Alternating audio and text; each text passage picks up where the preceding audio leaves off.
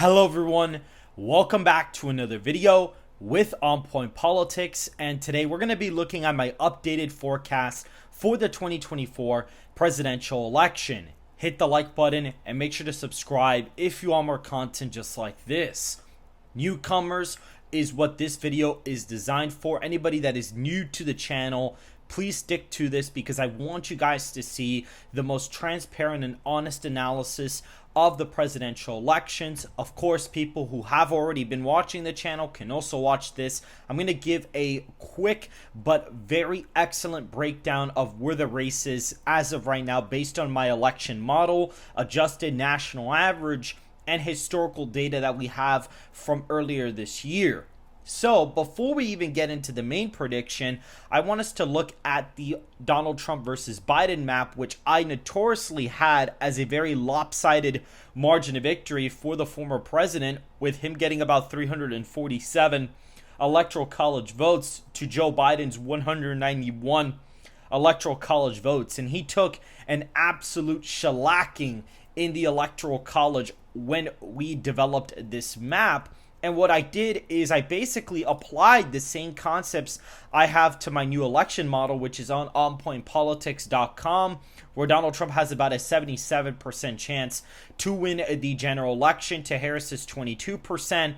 We can see here, this is sort of a odds map. This is not the actual margins in every single state, but merely where the odds are for all of the individual states as of right now. So for example, Wisconsin has about a 65+% chance of going to the former president, Georgia about 67%, and Arizona 68%. So those odds are pretty comfortable for Trump there. And the way the model works is we have a national average which readjusts all of the party ID data to a tight electorate, so we can basically get rid of Republican or Democrat oversampling and have as much of an accurate, electorate as possible. Donald Trump is up by 2.5 points in our average as of right now.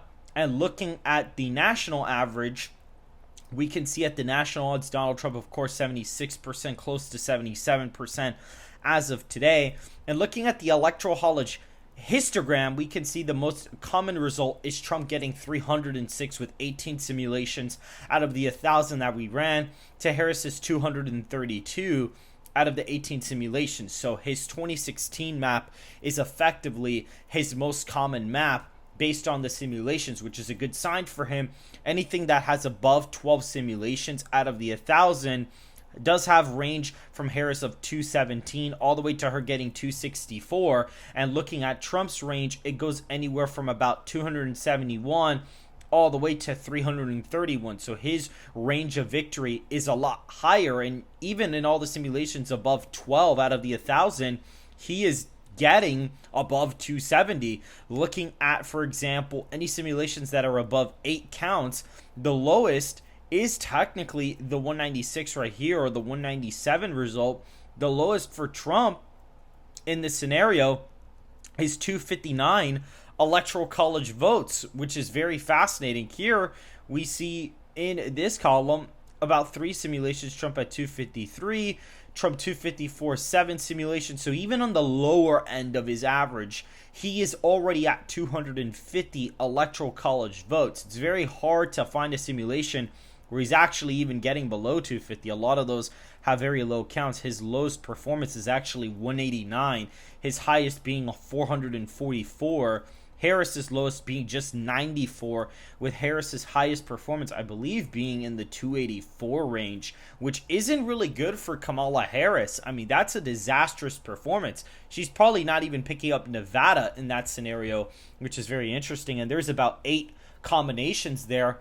But looking at our model here, we see we have our polling average for every single state / the personal estimate, estimated demographic margins, which are plugged into 538 and are now plugged into the model, and looking at the nonpartisan lean. So we track the trend from 2000 to 2020, and when we apply that to our national popular vote aggregate, we get the current map that you see up here in terms of the election odds. We'll be filling out all the margins and talking about the states, but testing this model to 2020 actually produced a pretty accurate result. I mean, Texas was under 5, Certain states for Biden were underestimated, some for Trump were underestimated, but overall, this would have been the best forecast in the 2020 election. You can see here is the actual 2020 presidential results, and applying the same metrics we have now that show a moderately competitive race, even though when we fill out this map, it'll be very apparent Trump is still the heavy favorite. Joe Biden would have lost very badly in the Electoral College when applying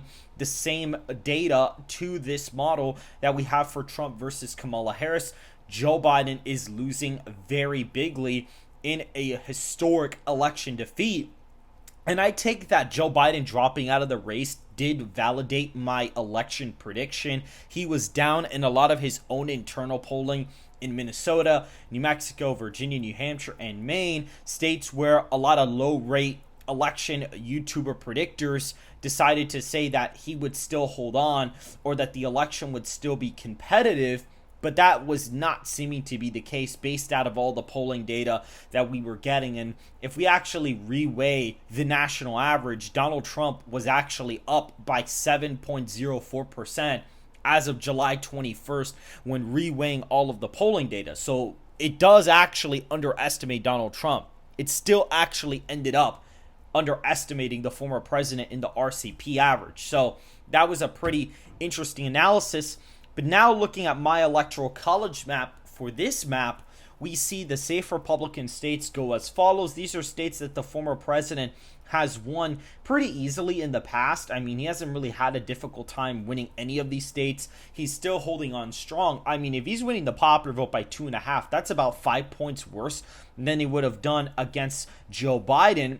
And now if he's winning the popular vote by 2.5, Harris probably picked up some sort of liberal undecideds and some third-party voters that were originally going to vote for Kennedy.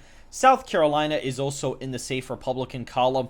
Looking at Iowa and Ohio, those are also going to be in the safe Republican column, about 17 to 18 point victory. So they are still in the safe column like they would have been for Donald Trump with Joe Biden on the ticket. He is still doing very well here. Believe it or not, he's actually polling better against Kamala Harris in Iowa, according to the best pollster in the state of Iowa and Seltzer. There is still a Trump plus 19 poll that was never released, which is a point better than Biden's performance. I do believe that both pollsters are probably underestimating Trump's support because they actually did in 2016 and 2020, despite being way closer than a lot of the mainstream quote-unquote high-quality polling.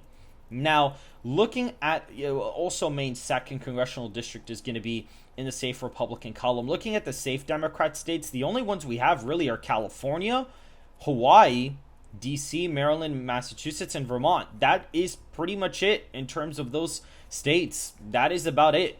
Everything else is going to be basically up for grabs. Even Maine's first congressional district is not even in that column anymore, which is very bad for the Democratic Party.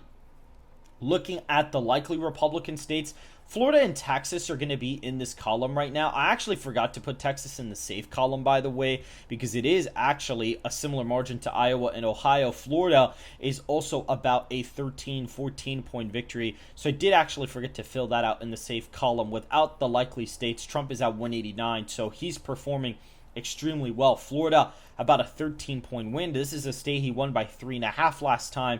And if he's shifting the popular vote by 6 points and the state's trending to the right by about 3, my margin is actually going to be relatively accurate to that. Looking at Georgia, that's about a 5 to 6 point victory right now. The mail-in requests in the state are very low right now compared to what they were in 2020 and 2016, which is not a good sign for Democrat turnout. North Carolina, we also got new data. I have the state as about R plus 7.5 for Trump.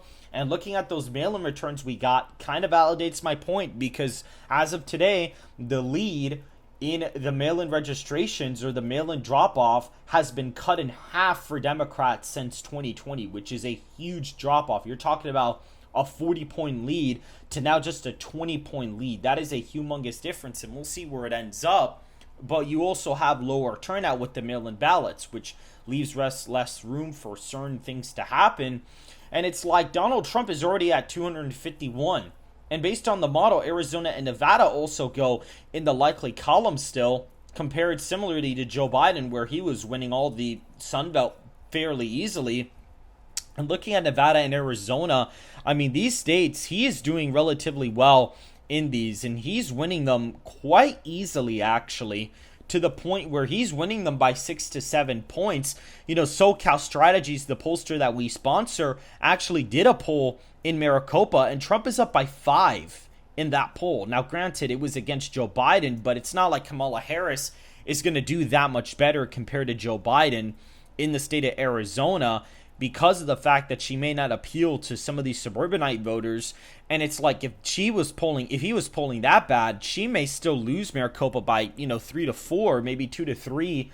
That'll still produce about a 6-7 point loss for Kamala Harris. Donald Trump was winning the state of Arizona against Joe Biden by potentially even about 12 to 13 points. I think the model has it as like an 11-point win for Donald Trump.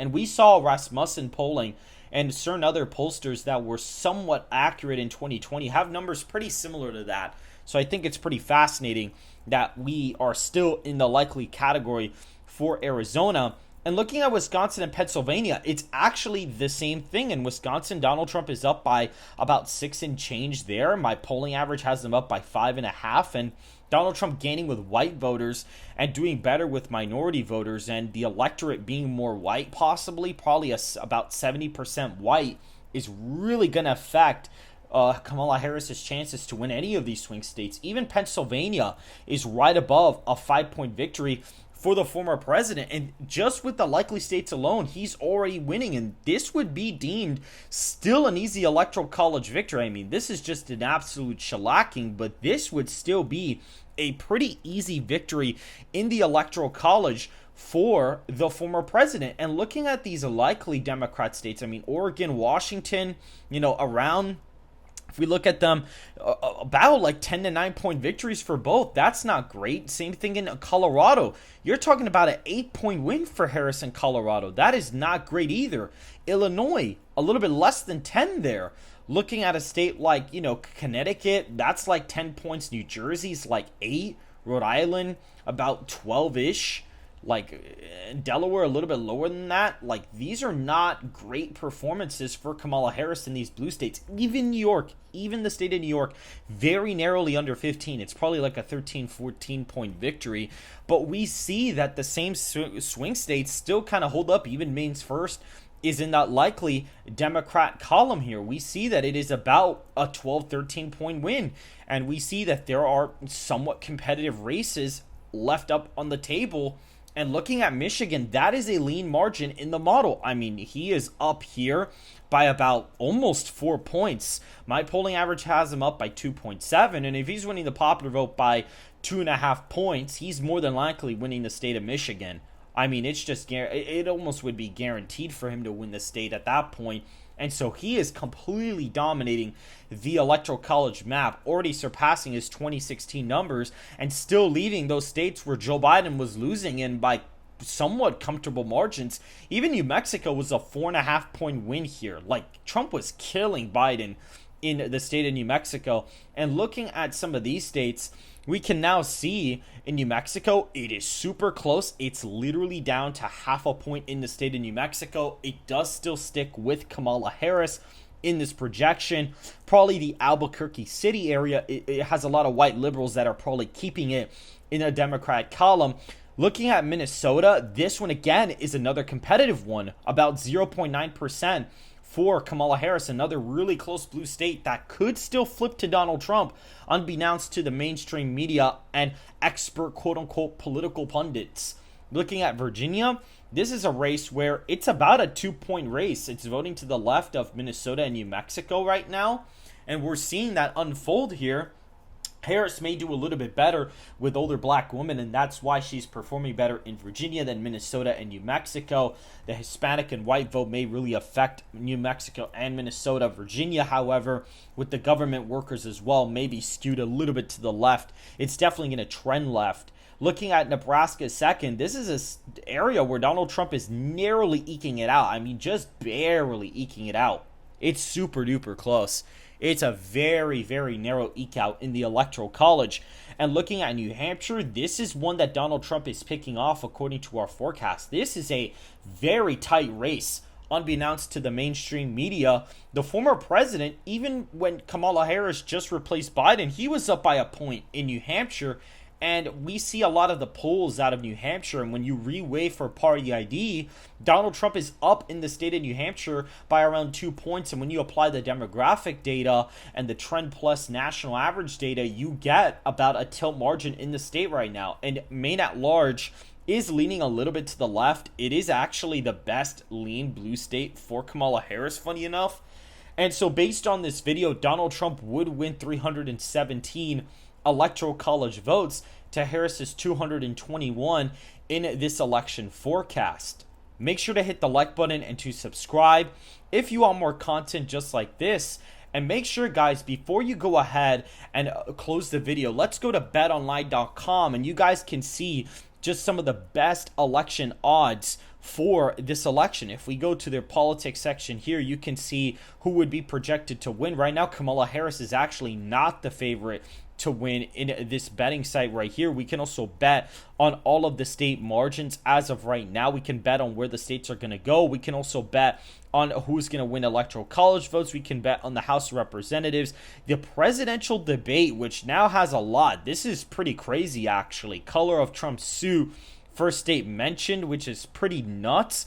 Predominant color of Kamala Harris top. I mean, you have a lot of stuff to bet on here. You have a lot of stuff to bet on. So this is very, very interesting to see how this actually would end up folding. I mean, it is very, very, very interesting. And so make sure to go check them out in the description down below. I think it is going to be very interesting to see how these odds play out. And if you want to bet yourself, you can go ahead and sign up for free and just click the link in the description down below. You'll be able to do so. And make sure to go ahead and donate to the GoFundMe for SoCal Strategies as well. We just collaborated with Ready Go Politics and SoCal to raise money for him as well. We are planning to up the quality of the channel in terms of, doing more podcast episodes, as well as doing, a possible simulation on election night where we may be able to display the live results of the election on my website. So instead of having to use CNN or New York Times, we'll be able to view the results live on my website and kind of have a model running in the background that would actually help us project the states ourselves. Instead of manually making calls, we would have a model that basically looks at the standard deviation based on the estimates that we have and kind of looking at, okay, how many votes could each number deviate, from, and once the standard deviation is lower than the margin of, victory for either candidate, that's when you would basically be able to call the state for either candidate.